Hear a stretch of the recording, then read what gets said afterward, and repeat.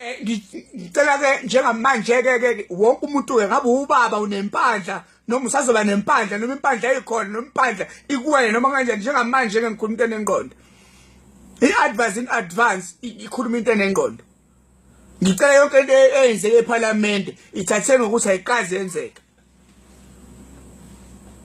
yabo ayini mina ihlekayo yonke ke lento eyenzeke eParliament njengamanje ukuthi umongameli wethu wezwe bengamhloniphi angifuni ukuthi uankele usethe kodwa lento abayenza sebekhombisa ngokusobala ukuthi njengamanje bona bazile ukuzo angingabiza amagama abantu kodwa lento eyenzeke eParliament khona nomunye bebhedisa isingisi ningamhleki umuntu mayebhedisa isingisi it because inkinga yakhe isingisi thina abantu abamnyama kubaleke before sisikhulume kumele sisibudget because English yethu incane it comes and go like network.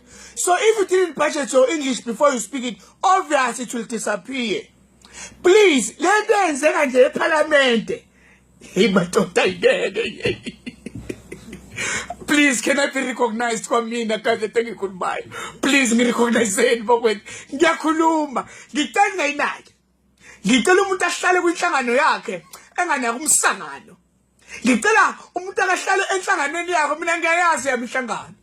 Ihlelekile ayikhuluma izinto engenangqondo ifene service delivery ya inhlangano yami ke leyo abantu abasulekile kanje baba benches abantu abaseyintweni o uncle